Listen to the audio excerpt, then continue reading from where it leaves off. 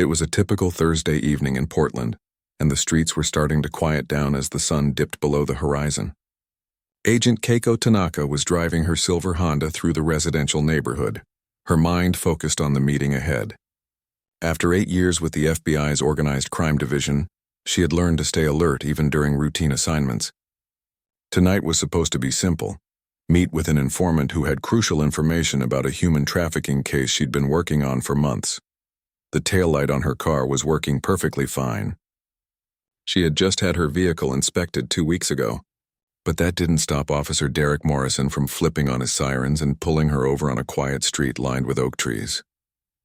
Keiko took a deep breath, put on her hazard lights, and pulled over smoothly. She had been through traffic stops before, and she knew exactly how to handle them professionally.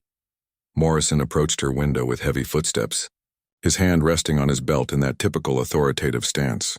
He was a thick-built man in his early 40s with a buzz cut and a permanent scowl etched on his face. Before Keiko could even speak, he barked out his first command: "License and registration, now." "Good evening, officer," Keiko said calmly, keeping her hands visible on the steering wheel. "May I ask why you pulled me over?" "Your taillight is broken." "License and registration." Keiko glanced at her rearview mirror. Both taillights were clearly working.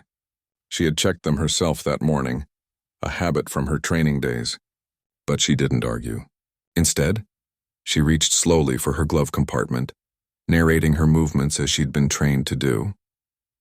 "I'm reaching for my documents now," she said clearly. Along with her driver's license and registration, she pulled out her FBI credentials, a leather case containing her badge and identification card. She handed everything to Morrison through the window. What happened next changed everything. Morrison glanced at the FBI credentials and actually laughed.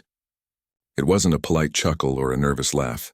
It was a mocking, dismissive sound that made Keiko's stomach tighten with a familiar feeling she'd experienced too many times in her career.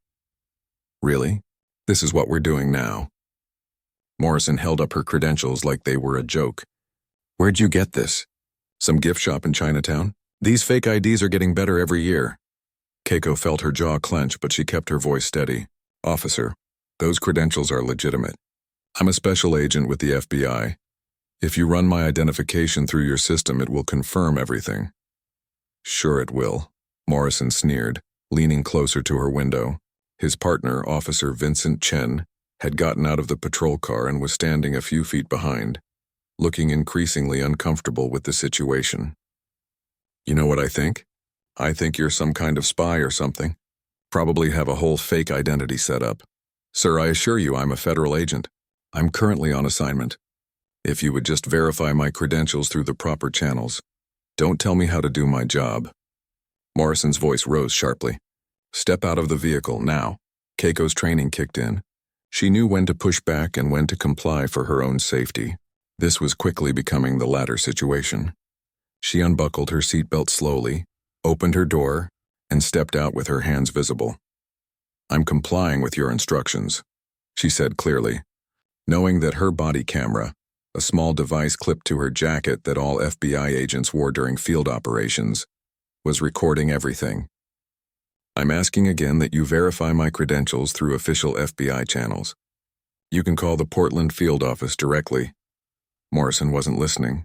His face had turned red, and there was something in his eyes that Keiko recognized from years of dealing with criminals. A dangerous combination of ego and rage. He grabbed her arm roughly and spun her around toward the car. "You think you can come into my city with fake badges and make a fool out of me? Hands behind your back." "Officer, you're making a serious mistake," Keiko said, her voice still calm but firm. She didn't resist as he grabbed her wrists, but she didn't make it easy either. "I'm a federal agent. What you're doing right now is—" The sound of handcuffs clicking into place cut her off. But Morrison wasn't done. He pushed her forward, and her chest hit the hood of her car with enough force to knock the wind out of her lungs. Behind them, Officer Chen finally spoke up. "Morrison, maybe we should just run her ID through the system like she's asking." "I mean, what if nothing?" Morrison shouted. "You going soft on me, Chen? This is obviously some kind of scam. I've seen this before. They come over here, get fake documents, fake badges, and think they can do whatever they want." Keiko's face was pressed against the cold metal of her car hood. Her hands cuffed behind her back, and she could feel Morrison's hand on her back, keeping her pinned there. Every part of her FBI training told her not to escalate, to stay calm, to let the system work itself out. But another part of her, the part that had faced discrimination throughout her entire career, that had worked twice as hard to prove herself, that had earned every single commendation on her record, was burning with quiet fury. "You're arresting a federal agent," she said, her voice steady despite the position she was in. "This is being recorded. Everything you're doing right now is being documented. Yeah? Good. I want it on record that I caught someone impersonating a federal officer. That's a serious crime, lady." Morrison hauled her up from the hood and began walking her toward his patrol car. Her credentials were still in his hand, and he tossed them carelessly onto the ground near her vehicle. Chen picked them up, examining them more closely. His face went pale. "Morrison, these look real. The hologram, the seal, everything. I really think we should put those in the evidence bag. We'll sort it out at the station." The ride to the precinct was 15 minutes that felt like an hour. Morrison drove while Keiko sat in the back seat, her hands still cuffed behind her back, listening to him rant about people like her and what's wrong with this country. He accused her of being an illegal immigrant, a spy, a con artist, and a criminal. Each word was laced with venom, and Keiko stayed silent through all of it, knowing that her body camera was capturing every single syllable. When they finally arrived at the precinct, Morrison parked and roughly pulled her out of the vehicle. As they walked through the station doors, several officers looked up from their desks. One of them, an older sergeant with gray hair and tired eyes, was working the front desk. Morrison strutted up to him with Keiko in tow. "Got a live one here, Sergeant Barnes. Fake FBI credentials, resisting arrest, the whole package." Sergeant Barnes looked up from his computer screen, and his eyes went from Morrison to Keiko, to the credentials that Chen was now holding in an evidence bag. Something in his expression shifted. He'd been a cop for 30 years, and he knew real federal credentials when he saw them. "Let me see those," Barnes said quietly, reaching for the evidence bag. He examined the credentials carefully, then looked at Keiko. "Ma'am, what's your badge number?"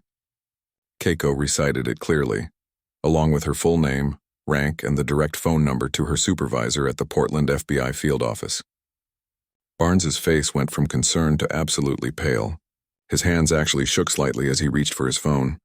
"Morrison," he said, his voice barely above a whisper, "please tell me you verified these before you brought her in." "They're fake, Sarge, obviously fake." "I mean, look at her." Barnes was already dialing. The phone rang twice before someone picked up on the other end. Keiko couldn't hear the conversation, but she watched Barnes's face go through several shades of white to red and back to white again. When he hung up, he looked at Morrison like he'd just announced he'd set the building on fire. "Take those cuffs off her. Right now." "But Sarge, right now, Morrison." The handcuffs came off, and Keiko rubbed her wrists where the metal had dug into her skin. Sergeant Barnes was already making another phone call, and this time Keiko heard him say, "We need Captain Henderson down here immediately." "No, sir, right now, sir. It's an emergency." Within 20 minutes, the precinct would be in complete chaos. Within an hour, the FBI would be involved. And within a day, Morrison's entire life would start to unravel in ways he couldn't possibly imagine. But in that moment, standing in the precinct with her wrists still sore from the handcuffs, Keiko Tanaka simply waited for justice to begin its slow, inevitable work. Captain Ray Henderson arrived at the precinct exactly 43 minutes after Sergeant Barnes made the call. He walked through the station doors like a man heading to his own funeral, his face already red and sweaty despite the cool evening air. Henderson had been with the Portland Police Department for 22 years, working his way up from beat cop to captain, and in all that time, he'd never felt his stomach drop quite like it did when Barnes explained the situation over the phone. Keiko was sitting in one of the interview rooms, her FBI credentials now back in her possession, a cup of terrible station coffee growing cold on the table in front of her. She hadn't touched it.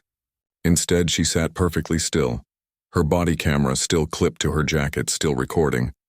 Henderson knocked twice before entering, his attempt at a friendly smile falling completely flat.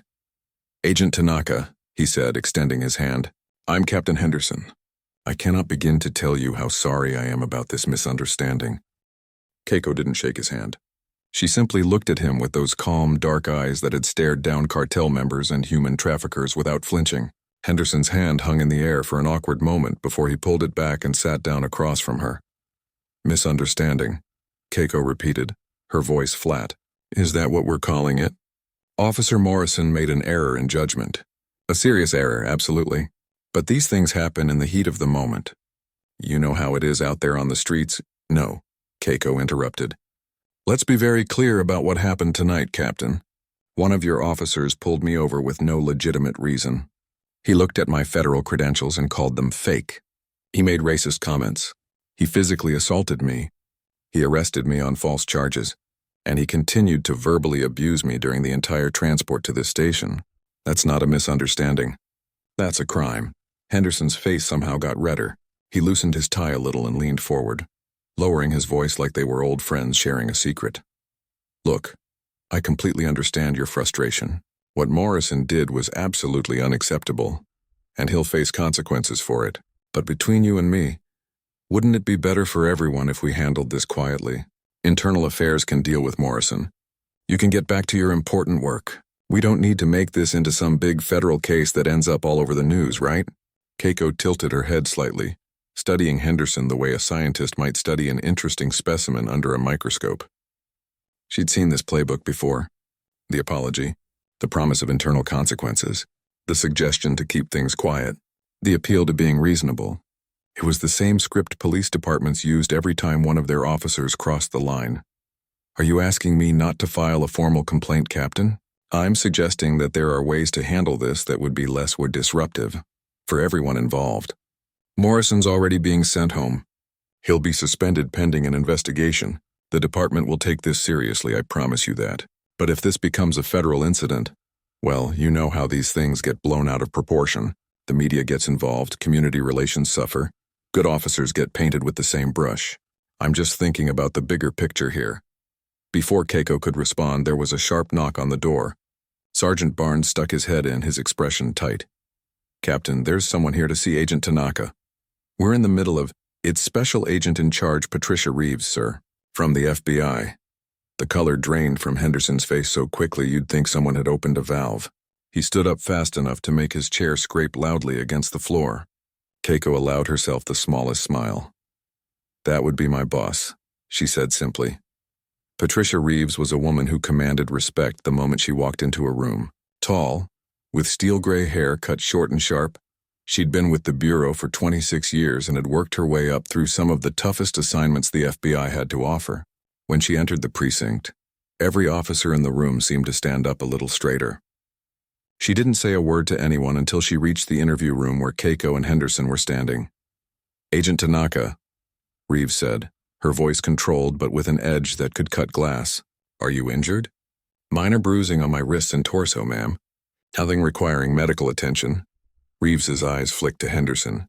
Captain, my office was just informed that one of your officers arrested one of my agents. I'd very much like to hear your explanation for how that happened. What followed was 20 minutes of Henderson trying to minimize the situation while Reeves listened with the expression of someone who had stopped being impressed by excuses decades ago. He used words like unfortunate incident and overzealous policing and communication breakdown. He assured Reeves that Morrison would face appropriate disciplinary action. He suggested that both agencies could work together to resolve this professionally and quietly. Reeves let him finish. Then she spoke. Captain Henderson, I need you to understand something very clearly. One of my agents was racially profiled, verbally abused, physically assaulted, and falsely arrested by one of your officers. This isn't an internal matter for your department to handle quietly. This is a federal civil rights violation. Agent Tanaka was on assignment when this occurred, which means your officer interfered with an active federal investigation. So here's what's going to happen. Agent Tanaka is leaving with me now. Tomorrow morning, I'll be contacting the Department of Justice's Civil Rights Division. I'll also be filing a formal complaint with your department. And I expect full cooperation with the federal investigation that will follow. Henderson opened his mouth to protest, but Reeves held up one hand. I'm not finished. I want copies of all reports filed tonight. I want the dash cam footage from Officer Morrison's vehicle. I want the names of every officer who was present when Agent Tanaka was brought in. And I want Officer Morrison's complete service record on my desk by tomorrow afternoon. Are we clear? Agent Reeves, I really think if we could just... Captain Henderson, are we clear? The authority in her voice left no room for argument. Henderson nodded, looking like he'd aged 10 years in the past hour. Yes, ma'am. We're clear. Keiko stood up, collected her things, and followed Reeves out of the interview room. As they walked through the precinct, she could feel the eyes of every officer on them. Sergeant Barnes looked guilty. Officer Chen, who had been Morrison's partner during the stop, looked absolutely terrified. A few other officers just looked confused, probably still trying to piece together what had happened. Morrison himself was nowhere to be seen. Henderson had sent him home the moment he realized the severity of the situation, with strict instructions not to talk to anyone about what had happened. It was standard procedure when a department knew they had a problem. Get the officer out of sight and hope things blow over. But things weren't going to blow over. Not this time. In the car, Reeves didn't speak until they were several blocks away from the precinct. Then she glanced at Keiko, her expression softening slightly. You okay? I'm fine, ma'am. No, you're not. But you will be. And we're going to make sure this doesn't happen to anyone else. Keiko nodded, staring out the window at the Portland streets passing by. She was thinking about her informant, the one she'd been on her way to meet when Morrison pulled her over. She was thinking about the trafficking case she'd been building for months, and she was thinking about something that was starting to nag at the back of her mind, a question that wouldn't go away. How did Morrison know to pull her over right there? Just 2 blocks from where she was supposed to meet her informant? It could have been coincidence. Random bad luck. But Keiko hadn't gotten where she was in the FBI by believing in coincidences. Back at her apartment that night, she couldn't sleep. She kept replaying the stop in her mind, analyzing every detail. Morrison had said her taillight was broken, but it wasn't. He'd pulled her over on a quiet residential street with very little traffic. He'd been aggressive from the very first moment, almost like he'd been looking for a reason to escalate the situation. And then there was the timing. The location? The fact that her carefully planned meeting with an informant had been completely derailed. At 2 a.m, Keiko sat up in bed and grabbed her laptop. She pulled up the case file she'd been building on the trafficking ring. There were connections there, patterns she'd been tracking. She started making notes, following threads she'd previously dismissed as unlikely. Something wasn't right about tonight. Morrison's behavior had been appalling, yes, but was it just racism and ego? Or was there something more going on? She thought about Officer Chen, Morrison's partner, who had looked so uncomfortable during the entire incident. She thought about how quickly Henderson had tried to cover everything up. She thought about Morrison's absolute confidence that he could get away with what he'd done. By the time the sun started rising over Portland, Keiko had filled 3 pages with questions. And she had a feeling that when the FBI started digging into Morrison's background, they were going to find answers that went far beyond a simple case of an officer abusing his authority. Meanwhile, crosstown, Morrison was making a phone call he probably shouldn't have made. His hands were shaking as he dialed a number he'd been told to only use in emergencies. When someone answered, Morrison's voice cracked with panic. We have a problem. A big one. That FBI agent, she wasn't supposed to be actual FBI. This is bad. This is really bad.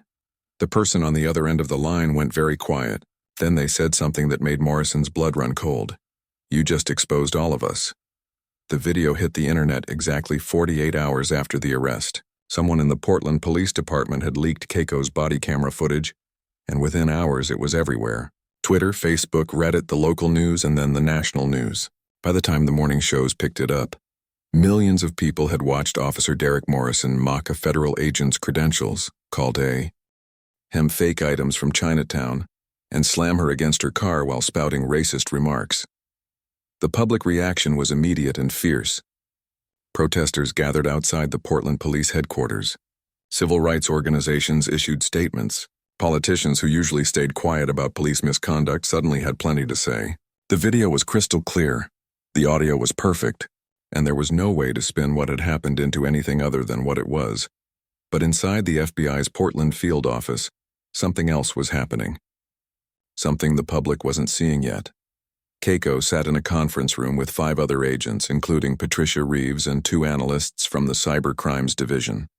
Spread across the table were printouts, phone records, financial statements, and photographs. They'd been working for 36 hours straight. And what they'd found was turning Keiko's bad night into something much bigger. "Pull up Morrison's phone records from that night," Reeves said to one of the analysts. A young woman named Lisa Chen, who had a gift for finding patterns in data that other people missed. Lisa tapped her keyboard and the records appeared on the large screen at the front of the room. She highlighted one particular call with her cursor. "Here." 8 minutes before he pulled Agent Tanaka over, Morrison received a call from a burner phone. The call lasted 47 seconds. Then less than 2 minutes later, he initiated the traffic stop. "Can we trace the burner?" asked Agent Theodore Walsh, a veteran investigator who'd been with the Organized Crime Division even longer than Keiko. "We're working on it, but you know how these things go." Whoever made that call knew what they were doing. They used the phone once and probably destroyed it right after. Keiko leaned forward, studying the timeline on the screen. "What about Morrison's other calls?" "Go back a month." Lisa scrolled through the records and a pattern started to emerge. Over the past 6 weeks, Morrison had received calls from various burner phones at least a dozen times. None of the calls were long, most under a minute. But they happened regularly, and each time something interesting followed. "Look at this one." Theodore pointed at the screen. 3 weeks ago, Morrison gets a call from a burner. 6 hours later, there's a report of a drug raid that came up empty. The warrant was based on Morrison's tip, but by the time SWAT showed up, the place was clean. "They were warning them," Keiko said quietly. Morrison was getting tipped off about when to interfere with investigations, and then he was tipping off the suspects. Reeves stood up and walked to the window, looking out at the Portland skyline. She was quiet for a long moment before she spoke. "How long has this been going on?" "That's where it gets interesting," Lisa said, pulling up another file. "I went through Morrison's service record like you asked. 6 complaints of racial profiling and excessive force over the past 4 years. All of them were either dismissed or resulted in minor disciplinary action. But here's the thing. 5 of those 6 complaints came from people who were later connected to criminal investigations. 3 were witnesses in pending cases. 1 was an informant. 1 was a victim in a trafficking case." The room went silent. Everyone was putting the pieces together now. "He was targeting people who might talk," Theodore said. "Witnesses, informants, anyone who might have information about the organization he was protecting." Keiko felt a chill run down her spine. She thought about that night, about how quickly Morrison had escalated the situation, about how he'd tried to intimidate her. If she'd been an actual informant instead of an FBI agent, if she'd been a victim trying to cooperate with law enforcement, Morrison's actions might have scared her into silence. Maybe that was exactly what had happened to other people. "We need to look at his financial records," Reeves said, turning back to face the room. "If Morrison's been taking money from these people, there'll be a trail." By that evening, they had their answer. Morrison's bank records showed regular deposits that didn't match his salary. They weren't obvious. Nothing like a sudden $50,000 payment that would raise red flags. Instead, they were smaller amounts. $2,000 here, $3,000 there, sometimes disguised as gifts from family members or proceeds from selling personal items online. But when Lisa added them all up over 3 years, the total came to just over $200,000. "We got him," Theodore said, but there was no satisfaction in his voice. This wasn't a victory. This was a betrayal that ran deep. "It's not just him," Keiko said, still studying the records. "Look at the timing of some of these deposits. They coincide with operations involving multiple officers. Morrison couldn't have interfered with all of these investigations alone. He had help." That's when Lisa pulled up another file and the case got even more complicated. She'd been digging into Morrison's personal connections and she'd found something that made everything click into place. Morrison's brother-in-law is Anthony Valdez. He goes by Tony. And Tony Valdez is a name that appears in our trafficking investigation. Keiko's head snapped up. "Show me." The photograph that appeared on screen was of a man in his mid-30s, Latino with slicked back hair and expensive clothes.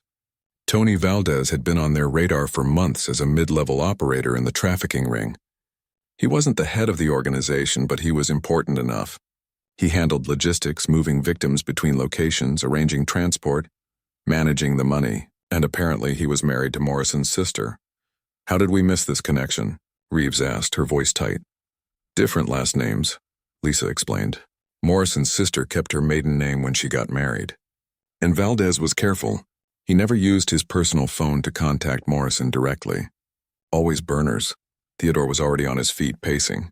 So Morrison pulls over Agent Tanaka 2 blocks from where she's supposed to meet an informant. How did they know about the meeting? They didn't know it was me specifically, Keiko said, thinking it through. They knew someone from law enforcement was meeting an informant in that area. Maybe the informant got compromised. Maybe there's a leak somewhere else in the investigation, but Morrison was sent to disrupt it. And when he saw an Asian woman driving alone in that neighborhood, he assumed I was the informant. And he tried to intimidate you into backing off. Reeves finished. Except you weren't an informant. You were the agent running the operation. Lisa pulled up more files, and the scope of the corruption became clearer. Morrison wasn't alone. Phone records and financial analysis pointed to at least 3 other officers who were likely involved. Officer Vincent Chen, Morrison's partner who'd been at the traffic stop, had received several payments that he'd reported as gifts from family that couldn't be verified.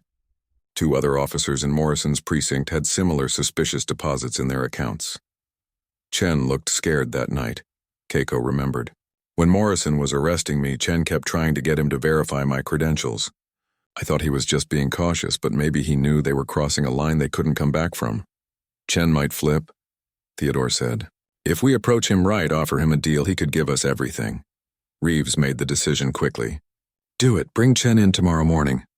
Don't give him time to lawyer up or talk to Morrison. And I want surveillance on Morrison and the other suspects starting tonight. If they're planning to run, I want to know about it. But Morrison wasn't planning to run. That night he made another mistake. Panicked and desperate, he called Tony Valdez directly, not from a burner phone but from his personal cell. The FBI's surveillance team recorded every word. They're going to find everything. Morrison's voice was shaking on the recording. The deposits, the phone calls, all of it. I'm finished, Tony. We're all finished. Tony's voice came through calm but cold. You need to relax. Stick to the story. You made a mistake with the arrest, you got caught, that's it. They can't prove anything else, and I can't prove anything. They have my financial records. They're going to interview Chen, and you know he'll talk. Then Chen becomes a problem we solve. Just like any other problem. There was a pause, and when Morrison spoke again, his voice was quieter. What are you saying? I'm saying we've dealt with people who wanted to talk before. Remember that informant from last year? The one who suddenly disappeared? Problems can be solved, Derek. You just have to trust the people who've been protecting you all this time. The call ended, and in the FBI surveillance van, 3 agents looked at each other with grim expressions. They'd just heard what sounded like a conspiracy to obstruct justice and a thinly veiled threat against a witness. We need to move faster, one of them said, already reaching for his radio. By midnight, a joint task force had been formed. FBI, Department of Justice, and Internal Affairs from the Portland Police Department. The case had expanded from a civil rights violation into a full-scale corruption and organized crime investigation. Search warrants were being prepared. Arrest warrants would follow. Officer Vincent Chen was brought in for questioning at 6 a.m, before he even had a chance to have his coffee. When they showed him the evidence they had, the phone reco, our Diaz, the financial data, the recordings, he broke down within an hour. He told them everything. The payments, the warnings to criminals, the intimidation of witnesses. He gave them names, dates, locations. He confirmed that Morrison had been told to stop someone from meeting an informant that night, though Morrison hadn't known it would be an FBI agent. Chen also told them something that made the case even bigger. The trafficking ring Morrison had been protecting wasn't just operating in Portland. It stretched across 4 states, with operations in Seattle, San Francisco, and Las Vegas. The organization had been moving victims across state lines for years, and corrupt officers in multiple jurisdictions had been helping them do it. As the sun rose over Portland on the 3rd day after Keiko's arrest, federal agents were preparing to execute search warrants on 12 locations simultaneously. Morrison's house, Tony Valdez's house, the homes of the other suspected corrupt officers, and several properties connected to the trafficking organization. The story that had started with a racist traffic stop was about to expose one of the largest corruption and trafficking networks the Pacific Northwest had ever seen. And it all came crashing down because Officer Derek Morrison had made the mistake of underestimating the woman he'd pulled over on that quiet Thursday evening. The raids happened at exactly 6 a.m. 12 locations across Portland all hit simultaneously, FBI agents, DEA, and local police who'd been vetted and cleared of any connection to Morrison's corruption network. They moved fast and coordinated, knowing that if any one target got word of what was happening, the others might destroy evidence or run. Derek Morrison was still in his pajamas when federal agents kicked in his front door. He'd been up most of the night, drinking whiskey and staring at his phone, debating whether to run or stay.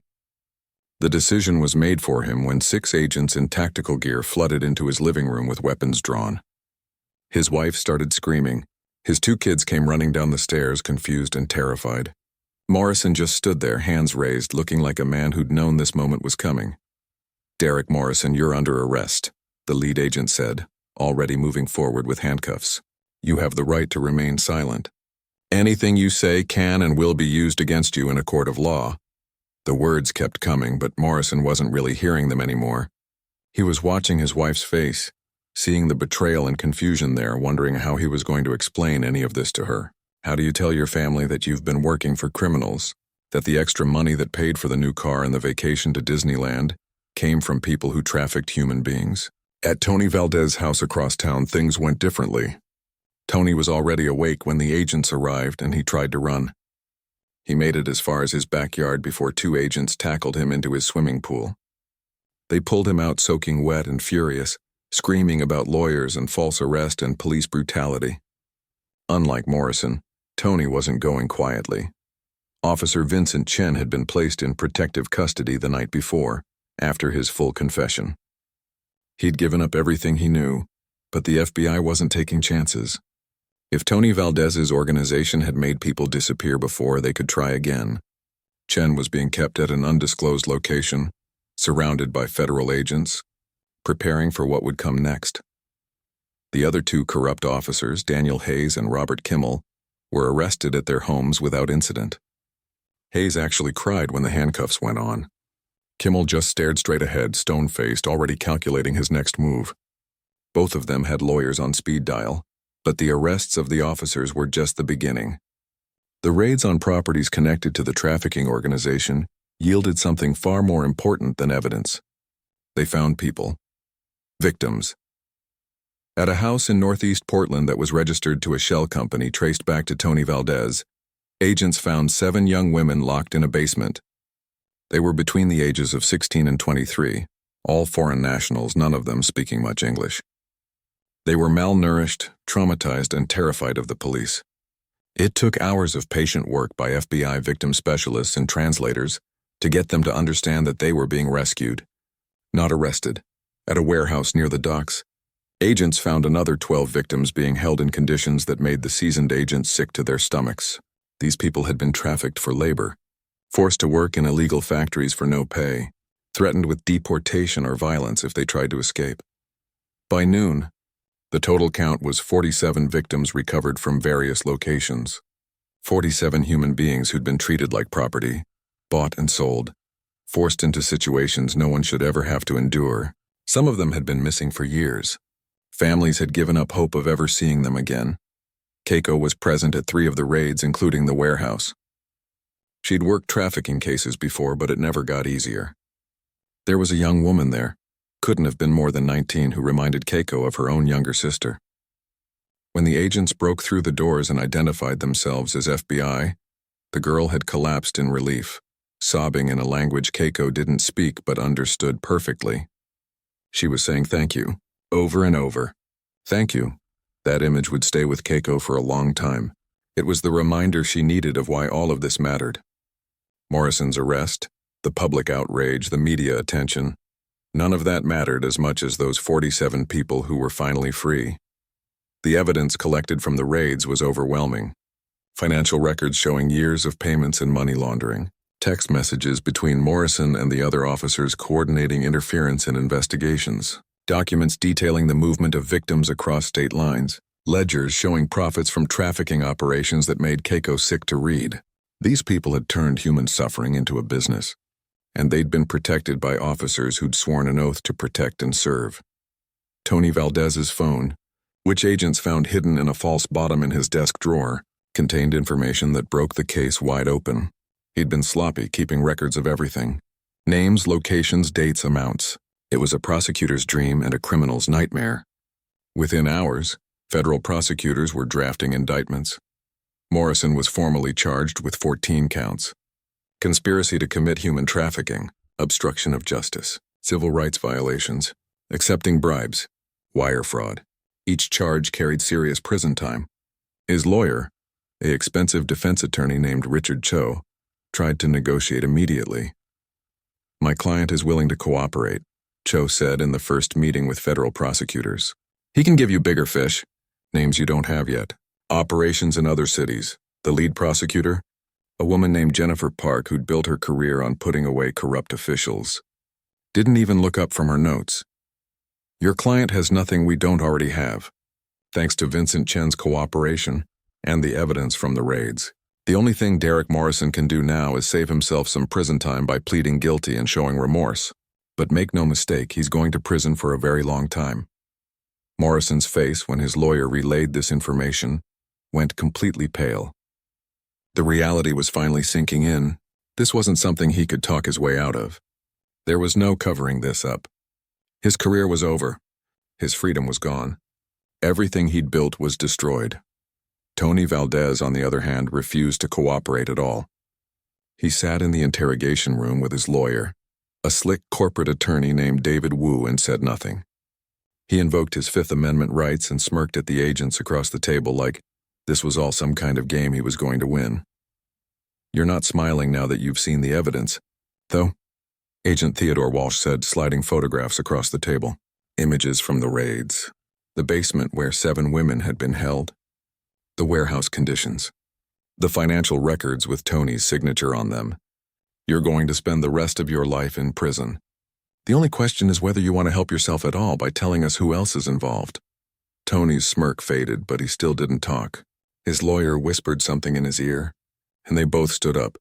"Unless you're charging my client with something specific right now, this interview is over."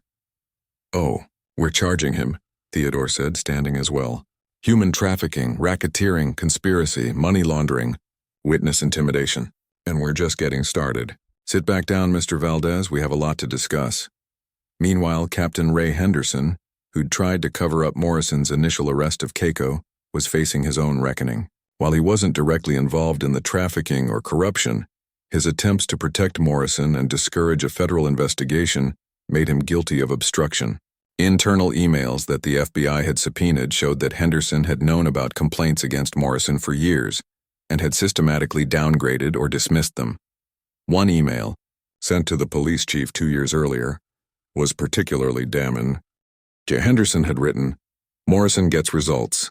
Yes, he's had some complaints, but these are mostly from people with credibility issues. I recommend we keep him on patrol and let this blow over." The people with credibility issues that Henderson had mentioned included 2 trafficking victims who'd tried to report what was happening to them, and 1 witness in a related case who'd complained about Morrison threatening him. Henderson had dismissed all of them, and as a result, the trafficking operation had continued for 2 more years. The district attorney announced that Henderson would face criminal charges for obstruction of justice and official misconduct. His 22-year career with the Portland Police Department ended with a perp walk in front of television cameras. His hands cuffed behind his back, his face red with shame. But the investigation didn't stop at Portland. The information from Tony Valdez's phone and the cooperation of Vincent Chen led to arrests in Seattle, San Francisco, and Las Vegas. The trafficking network had been bigger than anyone initially realized. It had tentacles reaching into multiple states, corrupt officials in several jurisdictions, and had been operating for at least 7 years. In Seattle, 2 detectives were arrested. In San Francisco, a customs officer who'd been helping traffic victims across borders was taken into custody. In Las Vegas, the arrests included not just police but also several officials in the entertainment industry who'd been using trafficked individuals in various illegal operations. The total count of arrests related to the network reached 37 people. Some were high-level operators like Tony Valdez. Others were corrupt officials like Morrison. Some were enforcers who'd threatened and intimidated victims. And some were business people who'd profited from the trafficking without getting their hands directly dirty. The scope of the operation shocked even the experienced FBI agents working the case. This wasn't just a local corruption problem. It was a sophisticated criminal enterprise that had infected law enforcement at multiple levels in multiple cities. Keiko worked 18-hour days for weeks, helping to piece together the full picture of the organization. She interviewed victims, analyzed financial records, coordinated with agents in other cities. The case that had started with a racist traffic stop had become the biggest trafficking bust of her career. But through it all, she kept thinking about that moment when Morrison had slammed her against her car. If she'd been anyone else, if she'd been an actual informant or a victim, or just a regular person without the power and resources of the FBI behind her, Morrison would have gotten away with it. Just like he'd gotten away with it before. Just like so many other corrupt officers get away with it every day. That's what drove her to keep pushing, to make sure every piece of evidence was solid, every witness was protected, every charge would stick. This wasn't just about punishing Morrison anymore. It was about making sure that the system that had protected him for so long finally faced consequences too. 8 months later, the federal courthouse in Portland was packed beyond capacity. People lined up outside starting at 5 in the morning, hoping to get one of the limited public seats available for Derek Morrison's sentencing hearing. The media had been covering the case nonstop since the arrests, and today was the day everyone had been waiting for. Judge Judith Kerr presided over the courtroom with the kind of authority that came from 30 years on the bench. She was a small woman in her early 60s with short gray hair and reading glasses that sat at the end of her nose. But when she spoke, everyone listened. She had a reputation for being fair but absolutely no nonsense, especially when it came to public corruption cases. Morrison sat at the defense table in an orange jumpsuit, his hands folded in front of him. He'd lost at least 30 pounds since his arrest, his face gaunt and pale from months in jail awaiting trial. His wife had filed for divorce 3 weeks after his arrest. His kids refused to visit him. His lawyer, Richard Cho, sat beside him looking like a man who knew he'd already lost. Morrison had eventually pleaded guilty to all 14 counts rather than face a trial. His cooperation had been minimal. He'd confirmed what the FBI already knew but hadn't given them anything new. Tony Valdez had also pleaded guilty after his lawyer convinced him that going to trial would only result in an even longer sentence. The other corrupt officers had made similar deals. Only a few defendants had insisted on trials and all of them had been convicted. But today was about more than just Morrison's sentence. Today was about the victims. Judge Kerr had allowed victim impact statements and one by one, people stepped up to the microphone set up in the center of the courtroom. Some spoke through translators. Some could barely get through their statements without breaking down. Others spoke with a quiet strength that filled the room. A young woman named Nia was first. She was 21 years old from the Philippines and had been trafficked for 3 years. She'd been promised a job as a nanny in America, but when she arrived, her passport was taken and she was forced to work in an illegal factory for no pay. She'd tried to escape once, but Tony Valdez's people had caught her. They'd beaten her so badly she'd spent 2 weeks unable to walk. "I thought I would die here," she said, her voice shaking but clear. "I thought no one would help me because I was not American. I thought the police would send me back or put me in jail. When the FBI came, I could not believe it. I could not believe someone finally came." She turned and looked directly at Morrison, who kept his eyes down on the table. "You were supposed to protect people. That is what police do. But you protected the people who hurt us. You helped them. How many times did someone try to ask for help and you turned them away? How many people are still suffering because you chose money instead of doing what is right?" The next person to speak was a man named Hector, who'd been trafficked for labor. He was in his 40s from Guatemala and had been forced to work in construction sites under threat of violence to his family back home. He'd tried to report it to the police once. The officer who took his report was Robert Kimmel, one of Morrison's co-conspirators. Instead of helping, Kimmel had informed the traffickers, and Hector had been moved to a different location, and the abuse had gotten worse.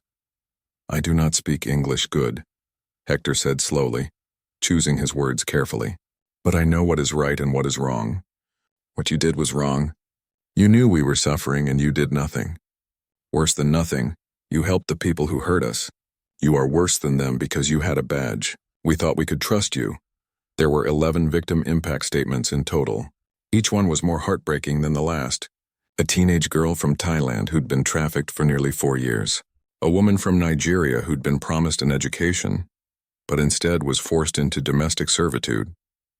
A young man from Honduras who'd watched his friend die from injuries sustained in an illegal factory. And the body had been dumped in the river because the traffickers knew the police wouldn't investigate. By the time the last statement was finished, there were